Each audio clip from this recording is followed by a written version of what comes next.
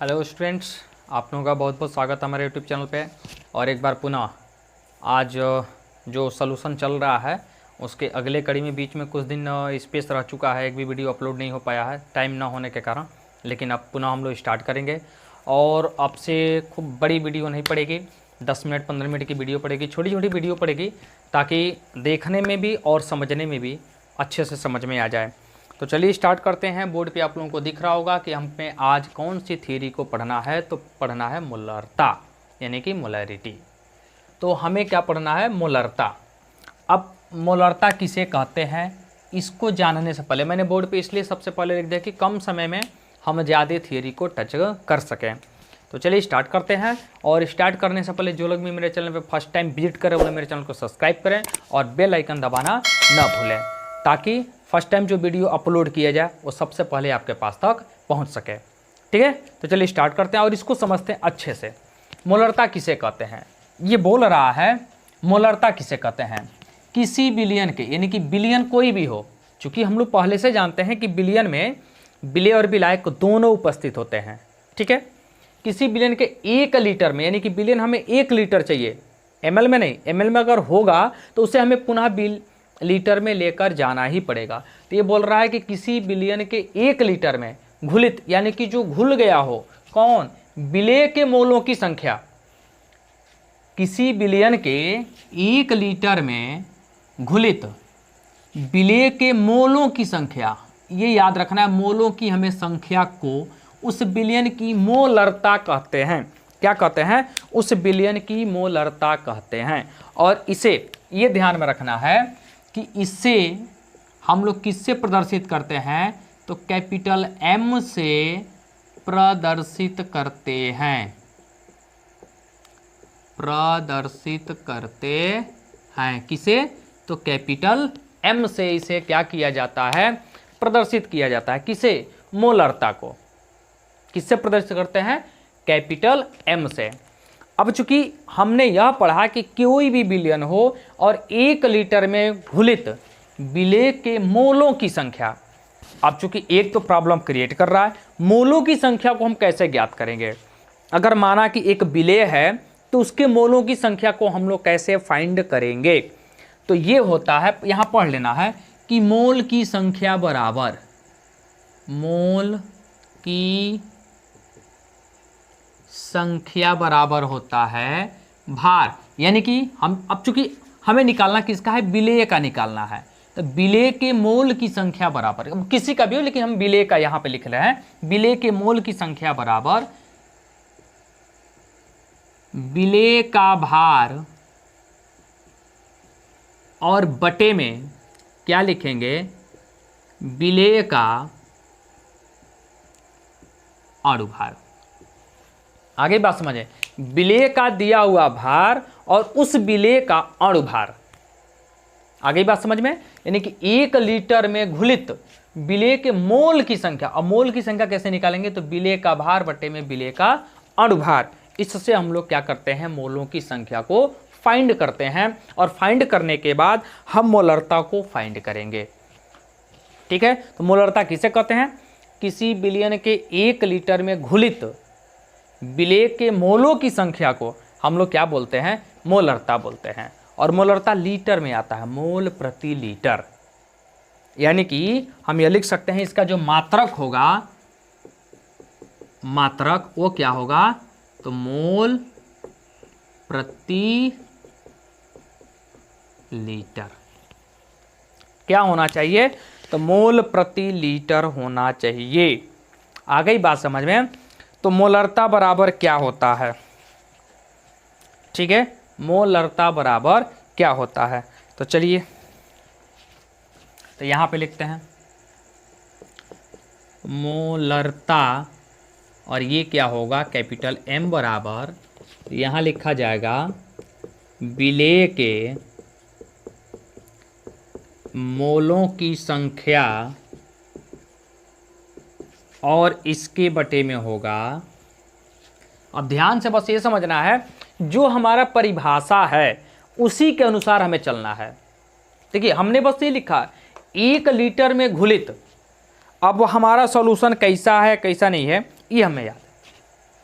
वह बिलियन ऐसा होना चाहिए कि 1 लीटर में घुलित विलेय के मोलों की संख्या। तो अब जो बिलियन होगा उसकी तो वैल्यू होगी ना, ये तो हमारे विलेय के मोलों की संख्या हो गया। अब यहां लिखेंगे बिलियन का आयतन। आयतन ये भी किस में होना चाहिए? लीटर में। किस में होना चाहिए? तो लीटर में होना चाहिए। अब चूंकि लीटर में न हो तो एक काम और करते हैं, तब लिखते हैं मोलरता m बराबर क्या लिखेंगे? तो यहां लिखेंगे विलेय के मोलों की संख्या और बटे में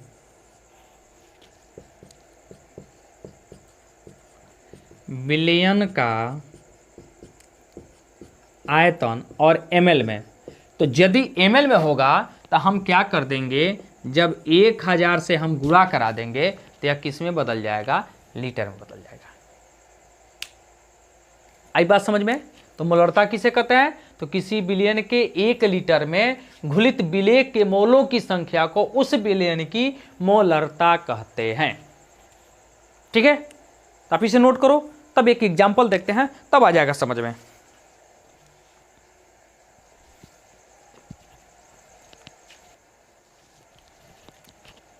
चलिए, तो अब इस एग्जाम्पल को देखिए। एग्जाम्पल बहुत ही आसान है। कह रहा है कि उस विलयन की मोलरता की गणना कीजिए जिसमें 5 ग्राम NaOH 450 ml विनियल में घुला है। चलिए ठीक है, सबको पहले अलग अलग हम लोग लिख लेते हैं। तो विलयन की मोलरता तो हमें विलयन हमें पता है कितना, ये देखिए, तो विलयन पता है कितना? 450 ml। याद रखना है कितना है? 450 ml। चूंकि हमको इसको लीटर में लेकर जाना है तो हम लिख देंगे 450 बटे में 1000, और ये बदल गया किस में? लीटर में। आई बात समझ में? अब 5 ग्राम NaOH है तो ये विलेय की मात्रा है, याद रखना है। विलेय कौन है? तो NaOH, और ये कितना है? तो 5 ग्राम है। ठीक है, अब चूंकि हम लोग जानते हैं कि मोलों की संख्या हमें पता होनी चाहिए, तो हम क्या लिखेंगे? NaOH की मोल की संख्या क्या लिखेंगे? अब ये मतलब कि इसके कहने का मतलब है कि मोल की संख्या हमें ज्ञात होनी चाहिए, तभी तो हम उसको फाइंड करेंगे। तो चलिए हम कैसे लिखेंगे? यहाँ पे होता है भार और बटे में अणुभार होता है। तो चलिए इसको फाइंड कर लेते हैं। भार, तो भार तो हमें दे दिया है कितना? 5 ग्राम। यही तो है विलेय, यानी कि ये भार है। अब अणुभार हमें पता करना है, तो यहाँ पे लिखा जाएगा NaOH का क्या? अणुभार बराबर, एक एक अब फाइंड कर लो, सोडियम O और इसका। तो सोडियम का होता कितना है? तो 23, और प्लस O का होता है 16, और प्लस H का होता है +1, यानी कि हो जाएगा 40। आगे बात समझ में? कितना होगा? 40, और ये ग्राम मोल हो जाएगा। ठीक है, बस अब जो फार्मूला में पता है उस पर रख दो। तो हम मोलरता M बराबर कितना होता है? तो विलेय के मोल और बटे में विलयन का आयतन, वो भी किस में चाहिए? लीटर में। तो चलिए विलेय के मोल हम ये भी लिख सकते हैं, भार। चलिए इसको थोड़ा सा सही से लिखते हैं, इसको लिखेंगे भार बटे में अणुभार, और इसके बटे में हो जाएगा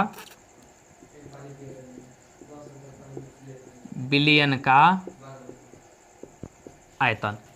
अब ये कितना हो जाएगा? भार, भार हमें पता है कितना? 5, और अणुभार कितना पता है? 40, और इसके बटे में विलयन का आयतन हमने निकाला है 450।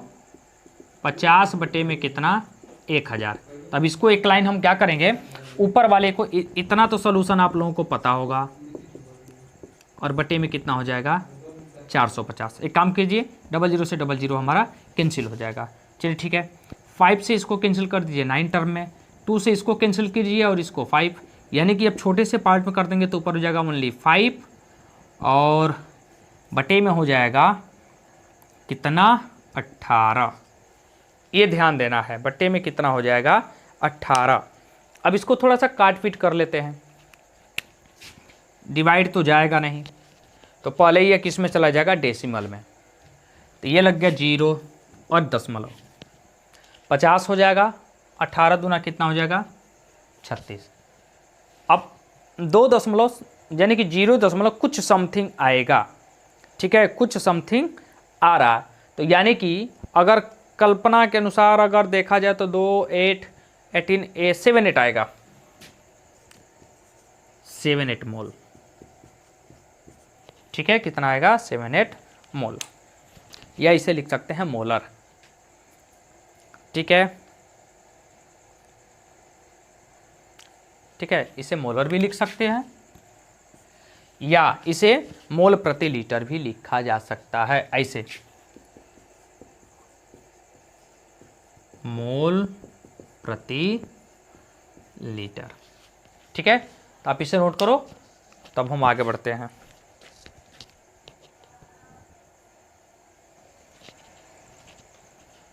ठीक है, तो चलिए बस आज के लिए इतना ही रहने देते हैं, और नेक्स्ट वीडियो में हम लोग मिलेंगे मोललता के साथ, ठीक है। तब तक के लिए धन्यवाद।